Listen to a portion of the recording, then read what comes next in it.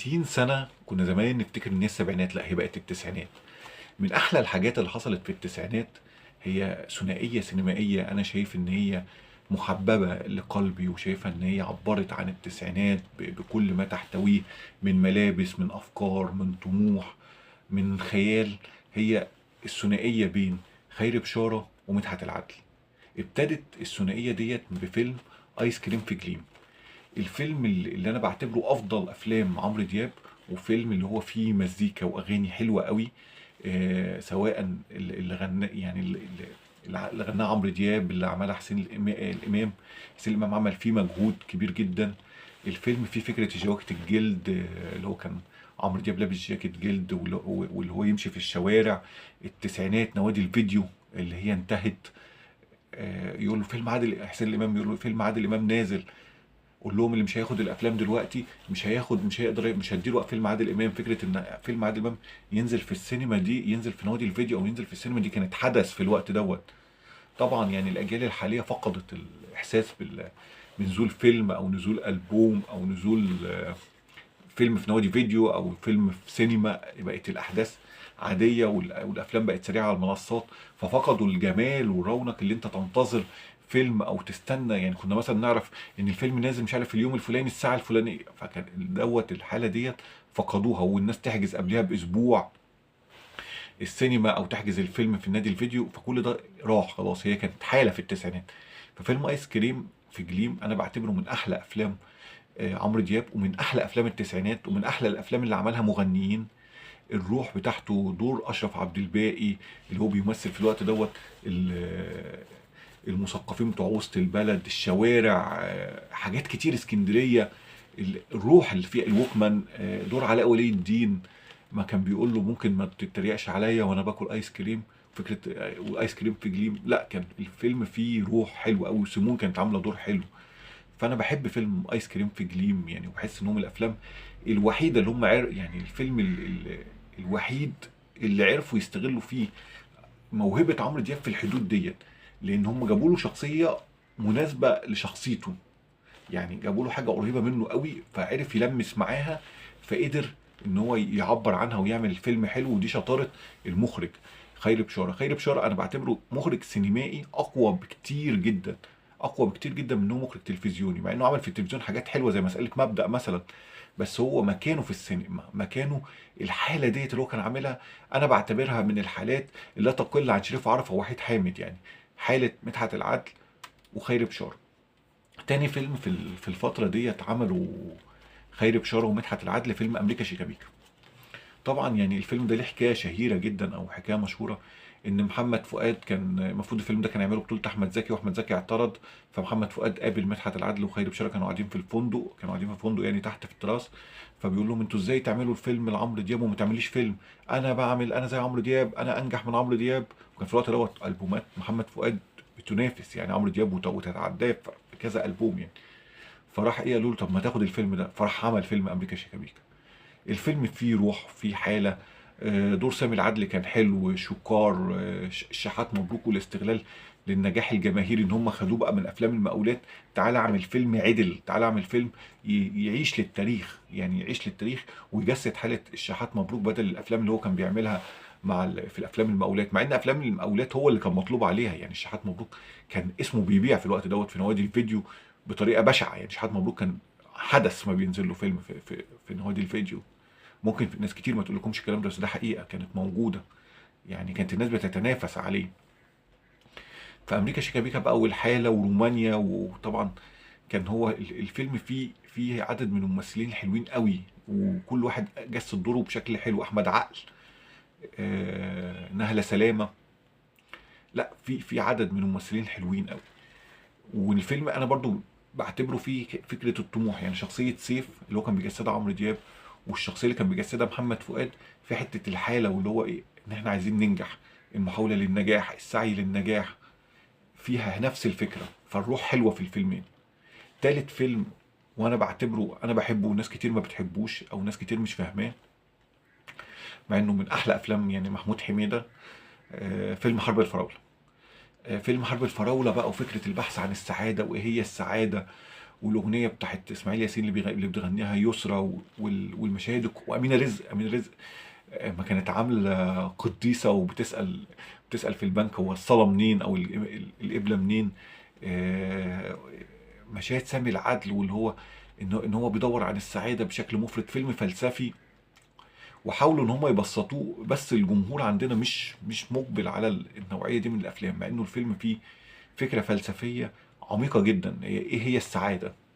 بعيدا بقى عن الطموح، هو فكره ايه؟ خلاص، هو سامي العدل، الشخصيه اللي هو بيجسدها سامي العدل، هو حقق كل حاجه في حياته، بس هو تعيس. فايه هي بقى السعاده؟ ازاي يبقى سعيد؟ فالفيلم فيه فكره وفيه روح حلوه قوي. برضو ده نفس الثنائي، مدحت العدل وخيري بشار. بعد كده بيروحوا الفيلم برضو انا بحبه وناس كتير ما بتحبوش برضو، وشايف ان هو كان بدايه انطلاق هنيدي وعلاء ولي الدين، فيلم قشر البندق. ان هم شايفين ان الناس بتتقابل على مسابقه اكل، مين اللي ياكل اكتر. وكان حميد الشاعري عامل مزيكا حلوه، واول تجربه تمثيليه لحميد الشاعري. وحميد الشاعري يعني من الفنانين اللي هم يعني كان لهم دور طبعا في الموسيقى، بس هو ما حبش التمثيل، او ما اجتهدش قوي في موضوع التمثيل، كان واخده هوايه يعني، كان واخده كده فور فن يعني. الفيلم طبعا يعني قشر البندق من الافلام الحلوه، بس ما بتتذاعش كتير. وبرده يعني في نجوم كتير جدا، محمود ياسين، حسين فهمي، ماجد المصري، تامر حبيب كان لسه بيمثل فيه. ففي عدد من النجوم، وفي فكره الروح اللي هي ايه. طب ويمكن السعاده في الاكل. اخر فيلم في المجموعه اللي عملوها مع بعض هو فيلم اشاره مرور. اشاره مرور نزل سنه 96 قبل اسماعيليه رايح جاي، اللي هو طبعا هيحدث الفرقعه الكبيره يعني ويغير السينما. والفيلم فيه برضو يعني فكرة ايه، عامل زي فيلم كده الفرح. فيلم الليلة الكبيرة، اللي هو لامم نجوم كتيرة جدا في حدث ان الإشارة بتتعطل ساعة ماتش. محمد فؤاد عامل دور حلو قوي، كان عامل دور ريعو. أحمد عقل، ليلى علوي، سمير عصفوري وأنعام سالوسة، عاملين دور رهيب رهيب في إشارة مرور. ما هو كان طالع مدرس تاريخ، وانعام سالوسة طالعه ان هي بتحمل على كبر، وبتعطله في العربيه، وبتيجي ساعه الولاده. ايه ده؟ ايه سمير عصفور ده مخرج يا جماعه، مخرج مسرحي كبير، ملوش ادوار كتير في التمثيل، بس هو مخرج يعني، اخرج مسرحيات كتيره جدا، منها تقريبا اشهرها الاباندا تقريبا. فهو مخرج عظيم يعني، مخرج كبير، بس عمل اداء في الفيلم دوت ومولع في نفسه. مشاهد الفيلم، فكره اللي هو فكره لحظه في عصر في عمر مجموعه من الناس. الفكره عبقريه، وطبعا يعني النوعيه دي من الافلام ما بتنجحش، لان الافلام اللي بتنجح اللي هي متركزه على شخص، او ليها ابعاد تانية يعني. بس الفيلم لحظه في عمر مجموعه من الناس، وبتعرف مصائرهم، وكلهم بيتقابلوا في لحظه واحده، وبعد كده بتنتهي ان الناس كلها بتمشي، او الناس كلها بترحل. هي الفيلم كله اشاره بتتعطل، وبعد بنعرف حكايه كل الناس اللي في الاشاره. كان احمد ادم عامل دور حلو، عماد رشاد عامل دور حلو قوي لو تفتكروه. واللحظه بعد ما الاشاره بتفتح كله بيروح مكانه.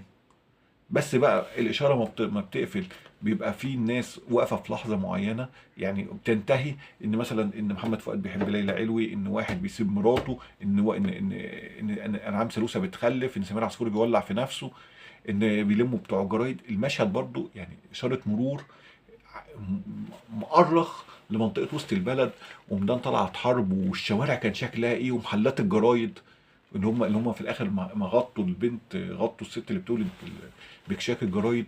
طبعا كل ده انتهى حاليا، مفيش حاجه اسمها المشاهد ديت. فهي خير بشاره يعني. انا مش شايف ان هم من المخرجين اللي مهضوم حقهم. يعني هو عبر عن الشارع بايجابيه، لا يقل عن خان وعاطف الطيب. يمكن خان اقوى شويه في الشارع، او عبر، هم اصدقاء طبعا. خان عبر عن الشارع بشكل اكبر وبشكل اوسع، واهتم بتفاصيل الشوارع قوي في افلامه. بس خيري مش كئيب زي خان.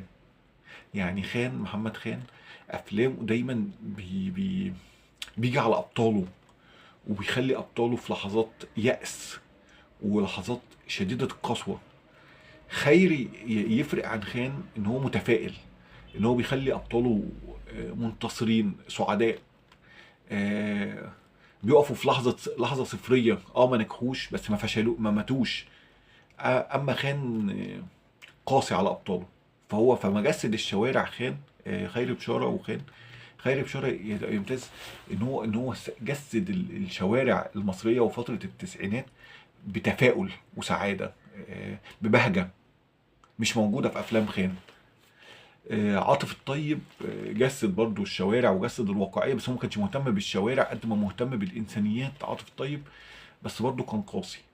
فنقدر نقول ان خيري بشاره من المخرجين المبهجين اللي هم عنده بهجه. اتقابل في مشروع في 5 افلام مع مدحت العدل، عملوا حاله معينه، وانا معتبر ان الافلام دي متتابعه.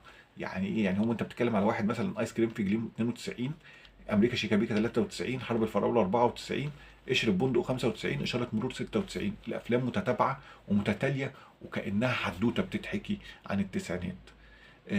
ألف تحية طبعا لخيري بشارة، وهو ممثل ظريف جدا. يعني انتوا عارفين ليه تصريح ظريف قوي، بيقولوا له انت ليه ما بتمثلش في افلامك وبتمثل في افلام محمد خان؟